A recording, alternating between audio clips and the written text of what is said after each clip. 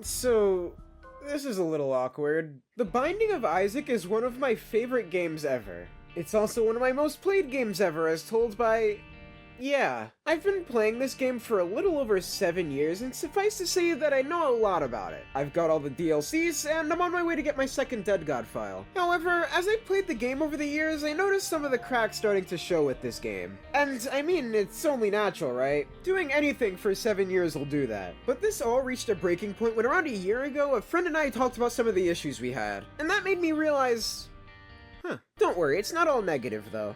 There's still a ton of good stuff about Isaac that I want to discuss today. But first, what the hell am I talking about? The Binding of Isaac is an action roguelike, so the gameplay loop consists of hundreds of runs over the course of hundreds of hours rather than a beginning to end structure. Each run consists of multiple floors with special rooms like treasure rooms, arcades, shops, boss rooms, etc. What you're gonna be mainly doing over the course of your playthrough is defeating all 11 bosses with all the characters available, each of which netting you some sort of unlock. Your next run will always be different from the last. Different floor variants, enemies, bosses, and items. And there's something kind of fun about that. You're given a situation and it's up to you to find out how to act accordingly, especially with all the random elements of the game. Which is kind of a double-edged sword, but we'll get to that later. There's something I find really unique about Isaac, and it's something I'd like to call the synergy system. The synergy system is exactly what it implies. There are a ton of items in the game. Over 700 as a matter of fact. And a lot of them have effects that can mix with others. Even items that you wouldn't think could mix. You know, sometimes. But there's a ton here you can toy around with, including exploding piss beams, a scythe barrage, rainbow lasers, happy late Pride Month, seizure-inducing lights, umbilical swords. I could keep going on, to be honest. There are also some runs where you aren't an overpowered god, and I like them too because it makes me feel like I'm skilled. Something I noticed when the Repentance DLC dropped were people talking about the item and synergy nerfs the game got and using that as criticism. And I disagree. Well, yes, some items I think were kinda nerfed unjustly. It feels a little disingenuous to me to write off an entire expansion pack as disappointing because of a couple of balance tweaks. Especially with the characters and items that got buffed, even at launch. And I'd go as far as to say that Isaac comparatively was much less fun than it is now. Since in previous DLCs, if you picked up a combination of 2 items, it was practically a free win. So the meta just felt like holding the R key until you got a good item. I'm not saying this never happens in Repentance, but it's definitely to a lesser extent, at least in my experience. As in here, the synergies are more balanced, so you can't just wreck everything by the second floor. That's not to say that god runs don't exist, they do, but if I got that every single time I started a run, it would no doubt get stale and boring. Something else that seemed pretty interesting to me is Isaac's pool system. Pools are just rooms where a select handful of items can spawn. Treasure items can be found in treasure rooms, devil items can be found in devil rooms, astronomy items can be found in planetariums. There's a bit of overlap with what items spawn where, but you get the idea. What's great is that you have a general idea of what items you're expecting when walking into these rooms. What elevates this more is the reroll items. If you play your cards right, you can absolutely exploit reroll items, batteries, and item pedestals to give you the items that you want. And it's satisfying as hell since it rewards heavy thinking and strategy.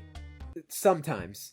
I typically do this in secret rooms to get the elusive rock bottom item, but it's almost never showed up. Never mind, I got it. And now we have the characters, with a max total of 17. I do like the wide range of them in terms of difficulty, though. There are some pretty easy ones to play early on, like Azazel and Cain, and more difficult ones, like the Lost or Lilith, are still fun. Although, some of the characters are a little homogenous and kinda blend together. Characters like Magdalene and Apollyon are probably the biggest culprits of this, as they are just Isaac, with a different starting item and slightly different stats. I know it's a little more nuanced than that, but I tend to find some characters a little similar is all. Luckily, this sentence is a little more outdated as more characters are getting buffed recently. Well, as recent as December 7th, 2022, but still recent. Also, remember when I said that there are 17 characters in the game? Well, I lied. There's actually 34. The other 17 are the Tainted characters. They're a lot more gimmicky, for lack of a better word, but it feels much more preferable. I'd rather each character try to stand out on their own. Though some of them are just overpowered, like Tainted Lilith and Tainted Keeper, as their upsides heavily outweigh any downsides that they could possibly have. Tainted Lilith especially because of her funky fetus whip. Now, is this bad? No, I just wanted to talk about it. You got a problem with that? I kinda want to talk about some of the gripes I have with Isaac now, since they've been in the recesses of my mind for quite a bit. This first one in particular I think would be better explained with an analogy. So imagine a scale, right?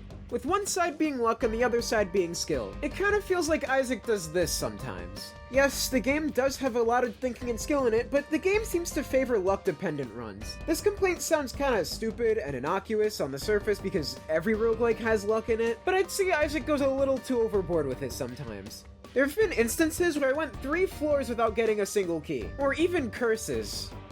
Dear God, I hate curses. Curses are a type of negative modifier that has a chance to inflict at the start of every floor. They can range from making a floor a little bit bigger to not being able to see what items you pick up, or even completely closing off your map. It gets really draining, especially on huge floors like the Void. Why does this feature exist? I hate it. There are some good semblances of luck. I really like taking pills. Angel and Devil rooms are fun since they utilize knowledge, skill, and luck. It's really just those 2 things where I believe luck can be a bit overboard. Another issue I have is item bloat. I said that there are over 700 items. However, I never said that they were created equal. There are items that are straight up detrimental to any run regardless of the type of build you're going for. There are also just items that straight up did not need to be added. And there's one culprit for that. There you are. A lot of the items added in Afterbirth Plus are just kinda pointless, ultimately clogging up item pools to an exhausting degree. Like, what the hell is a brown nugget? Or compost? Or Plan C, or Dad's Lost Coin, or a data mine. And while we're here, the items are not very descriptive on what they do. The flavor text a lot of the time just says something witty or makes a reference, which is cute, and some of them do get a laugh out of me, but what does the item do? I know there's a really good mod for this, but I shouldn't have to resort to external sources and mods in order to fix something official. I'm talking about the base game here, and all of my praises and grievances come from that version alone. Even though there are times where it does tell you, or you get a general idea of what it does after picking it up, sometimes I pick up an item and I'm like, what did that do? Like, why omit that Virgo gives you good pills? Or that Miter has a chance to replace red hearts with soul hearts? Like, I think that's important information. Okay, that's all the bad things I had to say about this game. I like it a lot, I promise. Also, greed mode sucks ass and the challenges make me want to eat drywall. The final thing I wanted to mention about Isaac is the story. While I won't go too in-depth, I will say that it's dark. The Binding of Isaac discusses the dangers of religion, or more so, the dangers of using it as a final resort to turn to, and how it can affect the people around you. It's similar to other games I've discussed where the story isn't just given to you, it's spread through multiple endings and you gotta put the pieces together. I'll admit, I nearly cried at the ending. It's really sad, but it's kinda special because not every game needs a happy ending. The Binding of Isaac is a game I think is deserving of being a really popular roguelike. There's a reason why I put thousands of hours into it. The gameplay loop is great, the variety of characters is nice, the music is peak. Well, yeah, I think the game could be a little finicky and annoying all the time. My argument is this.